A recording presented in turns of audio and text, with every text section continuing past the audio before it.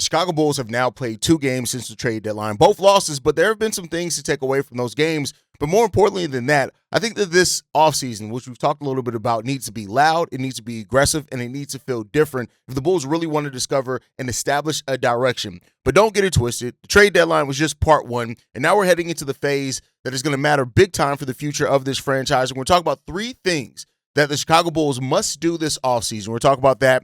Plus, we're going to break down or get into the voicemail. All that and more right after this.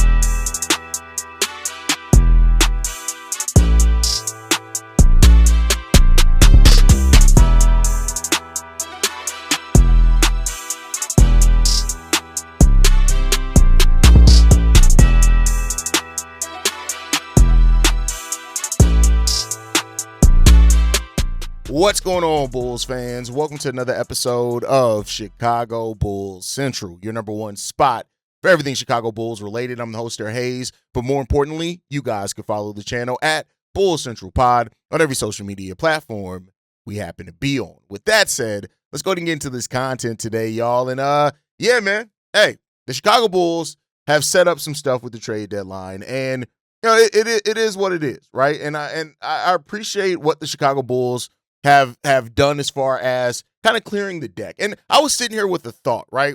And I'm not saying that this is me attaching probably more thinking than what Arturas Karnisovas has done to it, is that maybe that AK felt the need that he had to trade Kobe, he had to trade Io, not just for the asset or return on investment on that, but more so to remove his attachment to those players so he can make a clear decision just based off evaluation on what the next steps for this team needs to be, right? And I talked a little bit about that yesterday, the fact that there is no long-term attachment to Anthony Simons, Jaden Ivey, Colin Sexton, Rob Dillingham, right?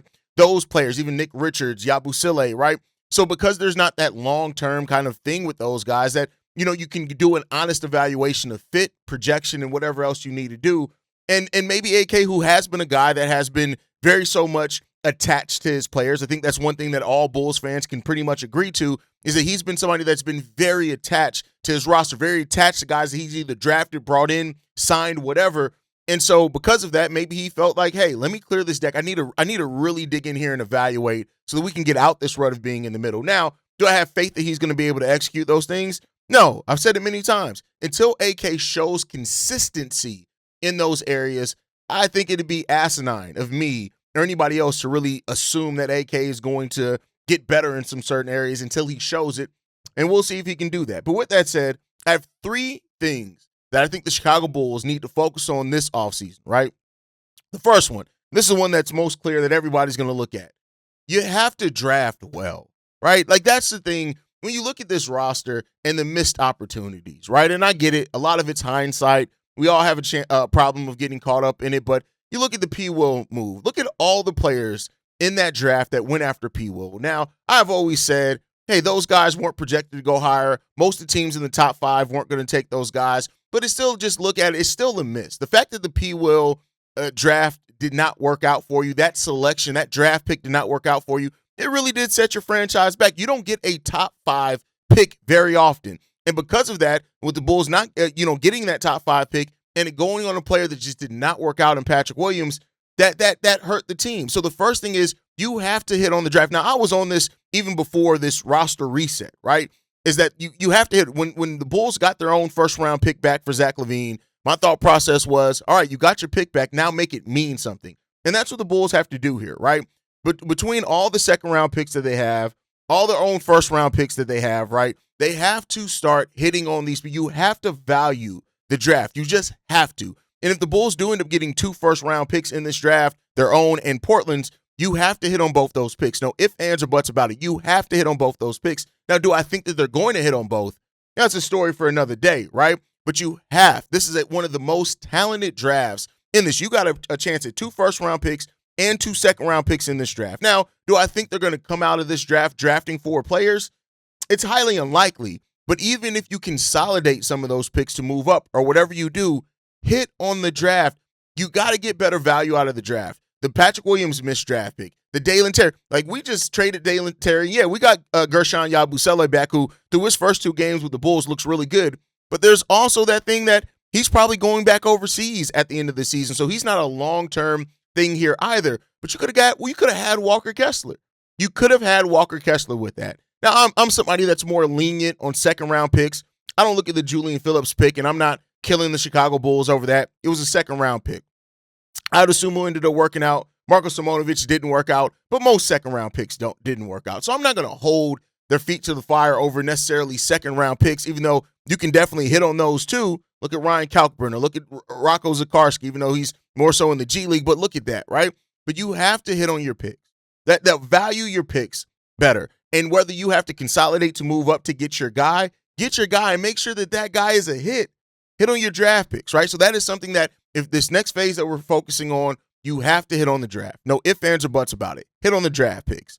Next, I think the Bulls in this offseason have to take a shot at a big restricted free agent. And I just think that the restricted free agency, that's just kind of better. Now, of course, you always have the chance of a team matching. But when you look at some of the restricted free agents that make sense for the Bulls, whether it's Walker Kessler, who we could have drafted, Jalen Duren, who's highly unlikely because the Detroit Pistons are probably going to match any offer he gets no matter how big, Ben Mathurin, Peyton Watson, Tari Eason, Austin Reaves. Do you want your 1, 2, and 3 to be Josh Giddey, Austin Reaves, and Manas Buzelis? But with that said, I would love to see this team be aggressive about going out there and trying to sign a restricted free agent. That is, I think, the sweet spot in this offseason is that it's the restricted free agents. It's not the outward. There are some outward free agents that you can look at too that could make some sense, but I think those guys are going to be expensive. Most of those guys are veterans. But whether restricted free agency or free agency, make a big move, a splash on one of those guys. And even if and by big splash, I don't mean it has to be a $30 million, $40 million deal. I just mean go out and get a guy. Be aggressive about going out and targeting guys that can help you. Isaiah Hartenstein. It seems like the Thunder are probably not going to pick up his option, or if they do, they're probably going to look to trade him. Can you get that? Isaiah Hartenstein would be a great gap center, meaning that he's a legit starting caliber center who's going to be 28 years old. But then if you also draft your center of the future, you can take care of that too, right? So whether it's that, whether it is, and I don't mean just keeping your own free agents. I'm just talking about free agents that aren't in your building right now, right? You can look to keep some of those guys. And I think that's an important part of all of this as well, is if you can hit on a free agent, that's a big thing for you. Hell, for example, if I'm not mistaken, Norman Powell is a free agent at the end of this year. And while he's older, and I wouldn't necessarily be trying to bet the bank on him, but if you're looking for somebody, if like you're developing Jaden Ivey, maybe, right? But the restricted free agency, I think the restricted free agency is really where the special the potential is there for the Chicago Bulls, because they have so much cap space. They can put an offer sheet out on the guy and basically look at their team and say, hey, you about to go into the second tax? You about to go into the apron to keep this guy? What are you going to do there, right? So I would love to see the Bulls be more intentional and more direct about trying to sign a restricted free agent or bringing in a free agent that brings something that you're clearly lacking to this team and missing to this team, an element that can help add to your present while also being there geared towards your future as well, right? And I think that's a major thing for this Bulls team as well. And then I'll say this as well. The Bulls need to use their money, but use it smartly. And what I mean by this is that, right? There are a couple of different ways you can do it. Of course, you can put a big offer out on a young player and say, hey, now we got 3 or 4 years of this young player, but cap space in the league, it's very hard to maintain. So if the Bulls don't see, or don't get lucky on free agents that they want to attack, sign players to shorter deals, right? Give them time, even if it's Jaden Ivey to a 3-year deal, if it's Anthony Simons on a 2-year deal. Give yourself an opportunity to evaluate further. Give time for Noa Essengue, Manas Buzelis, your draft pick, to develop, and then you can pivot again in a couple of years and try to make decisions based off then where you are. The last thing that I want to see the Bulls do is sign a bunch of free agents to 3 or 4 years deals, because then you're locked into where you may not have that flexibility for another 3 or 4 years deal. Think about who you're signing, where you're signing them at, but also be like Ryan Poles with the Chicago Bears. Ryan Poles doesn't think about just the now. He also thinks about the future. So while coming up to this offseason, he may not have flexibility, we're supposed to have another flexibility in 2 or 3 years, right? So think about that. I just want to see more intentionality from this front office. This is your last go. I hope and pray this is your last go. Unless this is successful, this is your last opportunity to really make a move here, right? So while you're looking at some guys that you're probably going to look to sign long-term, I think Jaden Ivey is likely to be a player that they sign long-term, but Anthony Simons, Colin Sexton, Nick Richards, right? These guys are all set to hit the open market, so be smart about how you use your money. Even if you do want to retain those guys, be very smart about how you use that money, because cap space, it doesn't come often in the NBA, especially not to the level that the Chicago Bulls do. And I'm not expecting them to be 100 and something millions beneath the first apron going forward into the future, but it is something that you can think about and say, hey, let's leave ourselves an out. Let's leave ourselves another natural pivot point that we can take if we need to do it. If the Bulls do these three things: draft well, really prioritize yourself in getting the draft right. Get that draft right. Hit on your draft pick, right? Take a shot on one of the major restricted free agents, or even just an outright free agent, even though that list is a little bit smaller, that it can actually help your team. Also help you better evaluate the pieces that you have on your team. A team that makes more sense, that's not lacking as much. We were lacking rim protection for years. We were lacking a defensive big for years. We're still lacking a perimeter defense. If you're going to go out there and sign players, do something and build a team that actually, when we look at, we say, this all makes sense for once. And then lastly, use your cap space wisely and think about what you're doing with your money. Don't just think about the now, think about all things involved. And one last major question that I think I have is just a question. Is Billy Donovan the guy that you want to guide this? Now, this is why I don't think that this Bulls team is going to be in this long rebuild. This is why I've been hesitant to call it a full rebuild, because I do think, and I've talked about AK's, him not being patient. I do think the Bulls are going to take a shot here. And in this offseason of being right back to what they view as competitive. Now, you have a chance of actually doing it right this time, but if Billy Donovan remains your coach, I just don't see the Bulls being this team that's like, oh yeah, we're going to be bad for 3 or 4 years. I don't see them doing that. Now, they may be bad anyway, but I don't see that being AK's mindset if you still maintain Billy Donovan as your coach. Now, I could be wrong on that, but in my personal opinion, it's like, how many different rosters does Billy Donovan get? I said the same thing about AK, but it is what it is there, right? So I think that's what you have to look at as well, is Billy Donovan the guy that if you are truly focusing more on development than being competitive? If that is what this team is doing, is Billy Donovan the right guy to develop those players? Ask yourself that. If they feel it is, then they're going to keep him. But I have my questions about that. With that said, that's it. Let's get into the mailbag portion of today's episode. We got 6 voicemails to get into, and we got I could have did another 5. So I may drop a special mailbag episode, especially with it being Super Bowl Sunday, maybe later tonight instead of a game. We'll see how that goes. But let's go ahead and get into this mailbag. This first one that we got, this one's from Vaughn. What's up, Haize? This is Vaughn. I think the final domino has dropped. My guy, Nick Richards, the guy I was watching film on before the season started. Again, not a bad backup center. I don't think we have anything on our roster besides backup centers right now. But I don't know how to feel about today, man. The only thing that really disturbs me is Io. He is a Swiss Army knife.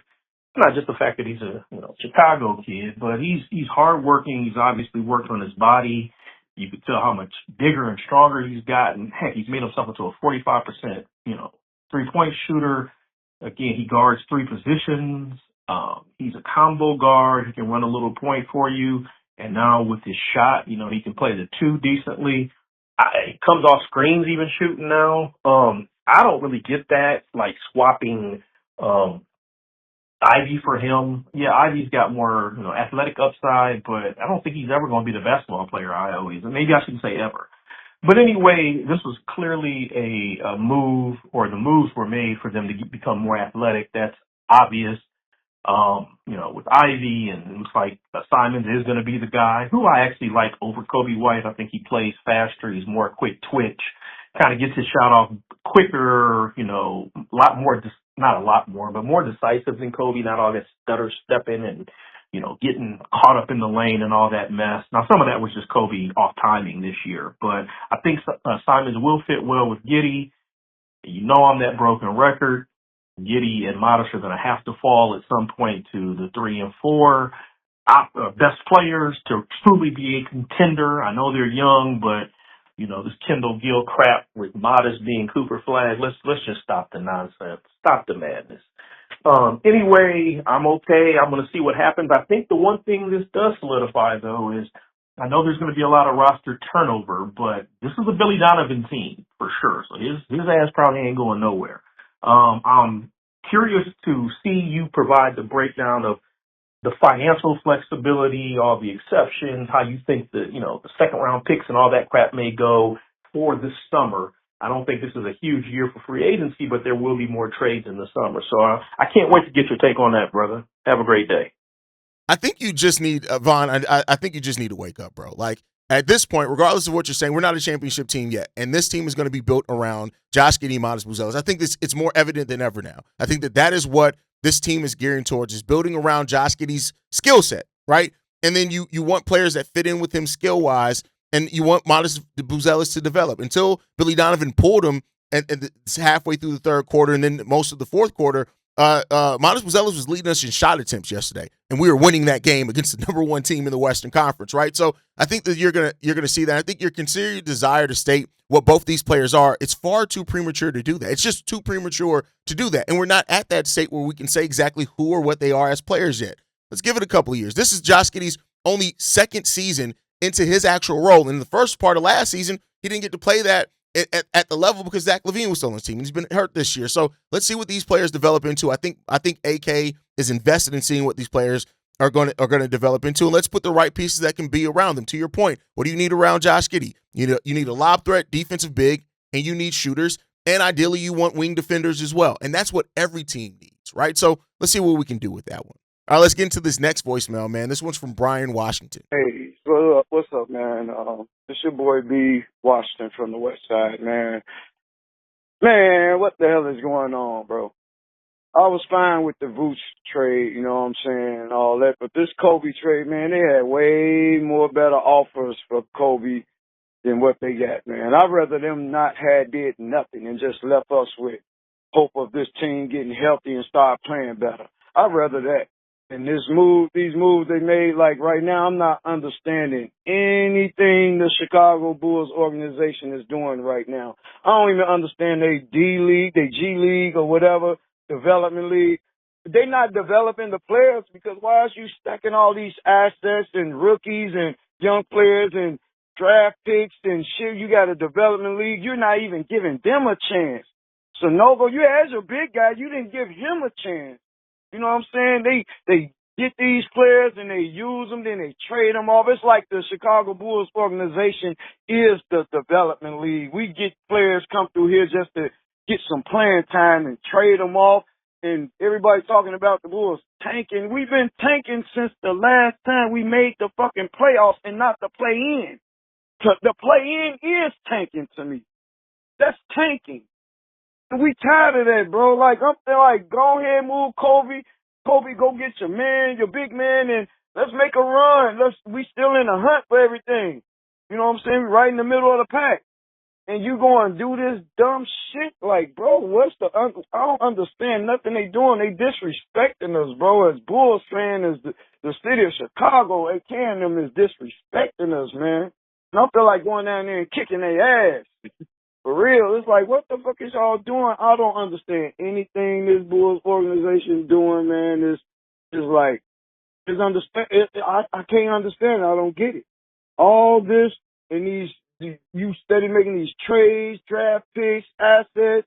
You got the G League. It's like, when are you gonna give guys a chance and play these young guys, or go make some real trades that make sense, bro? That makes sense.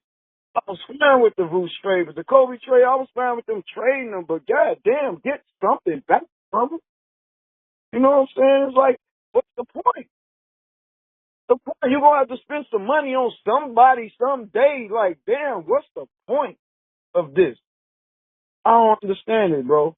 And I'm sick of this shit. They the ones should be trying to sell the team, not the Bears. They the ones should get the fuck on up out of here. You know what I'm saying? But that's my thoughts, man. It's just, I don't get it. I'm done for the rest of the year. I ain't got no hope for nothing else. I don't even give a damn what they do. Okay, let's first start here. Most G League players won't turn into NBA players. That's just the reality of it. And Adama Sanogo, I don't think is the one that you can say, like, yeah, he had a game, what, a 20-20 game, something like that. But at the same time, is he in the NBA now? I always look at it and say this, like, there's some players that are just really good G League players. And there's some players that, you know, maybe they can turn into decent back end of the bench rotation players, but that's probably it.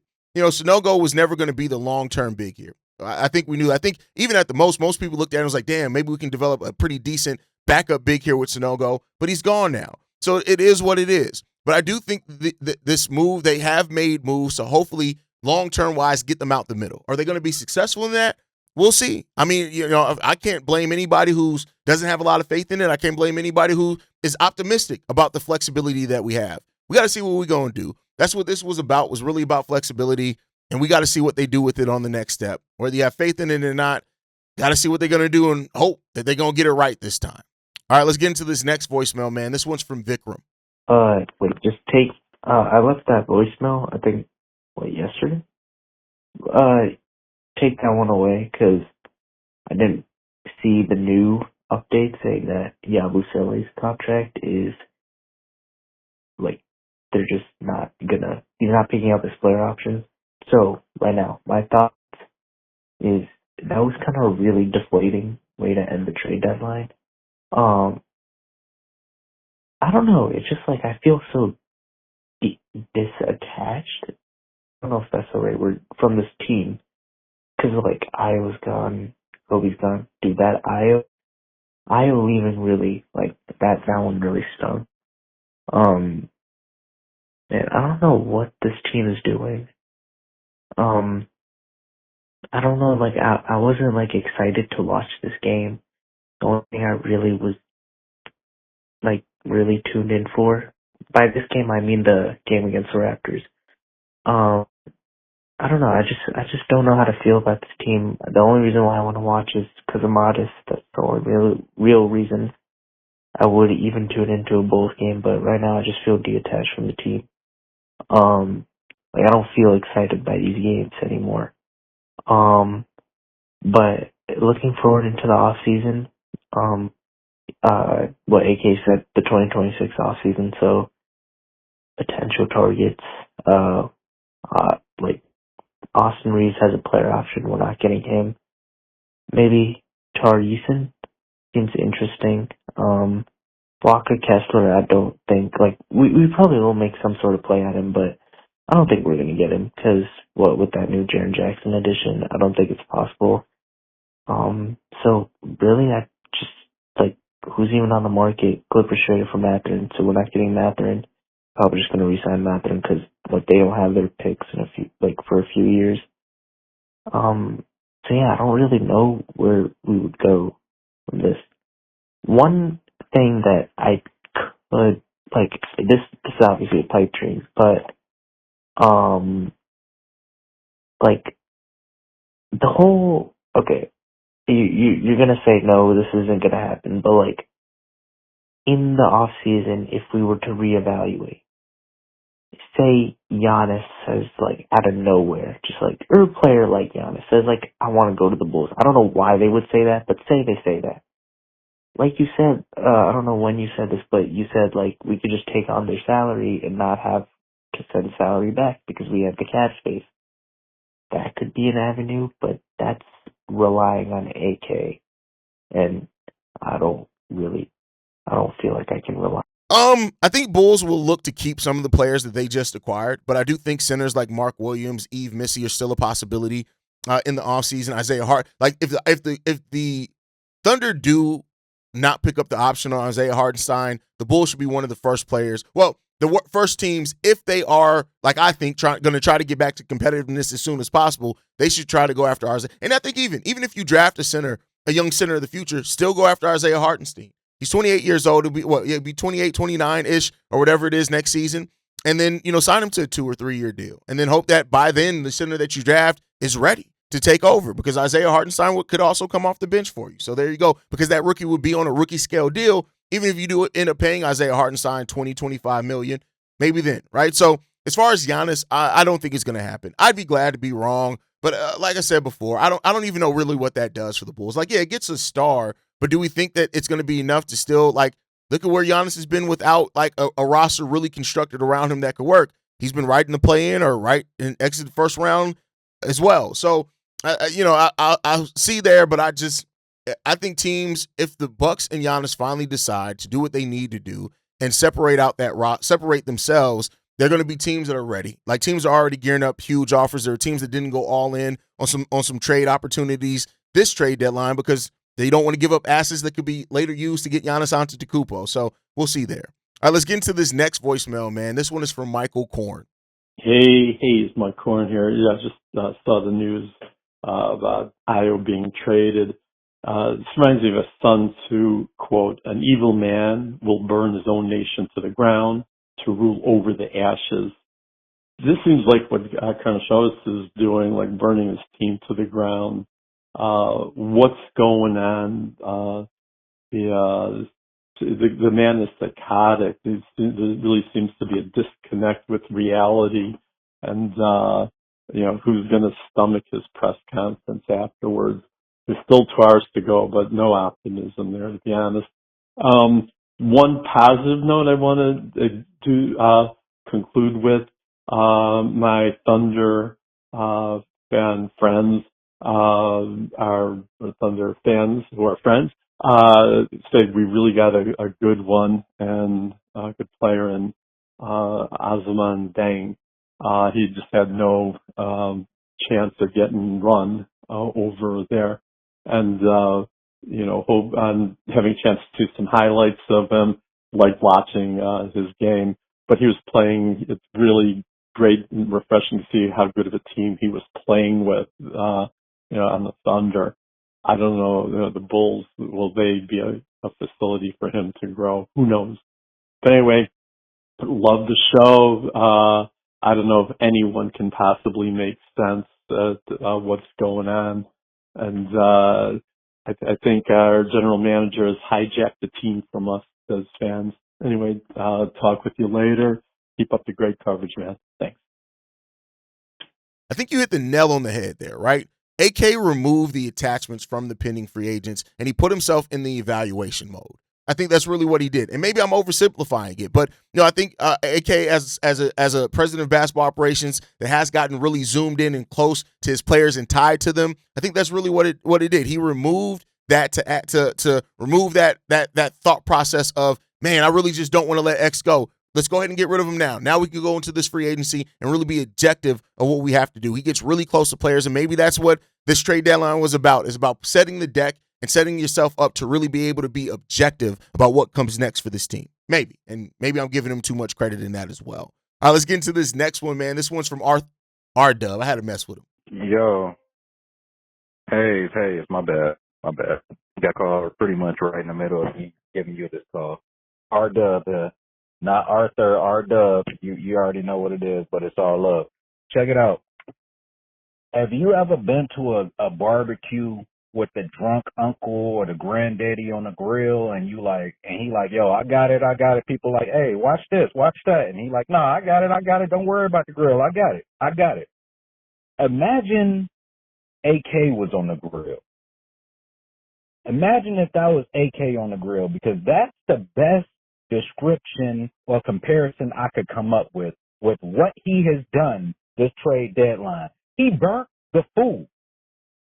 The nigga burnt the food. Everything on the grill is cooked, nigga. This motherfucker didn't want to keep Kobe. He didn't want to keep Io.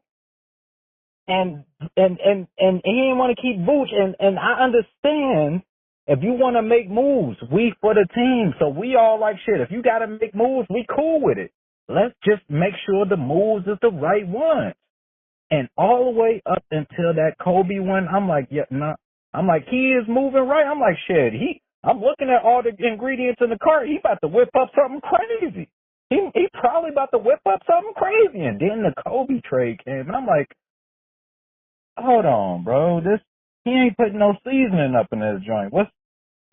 And then when he traded Io, that was the point when I realized it doesn't even matter if he seasoned it. The shit is burnt. He burnt all the fucking food. So what I want to know, at what point would you have stopped AK within this trade deadline? At what point would you have stopped? And I want to know, what move would you have made different? With the available trades that we seen out there, what move would you have made that would have been different? Let me know your thoughts, bro. Hey, yo, he burnt the motherfucking food.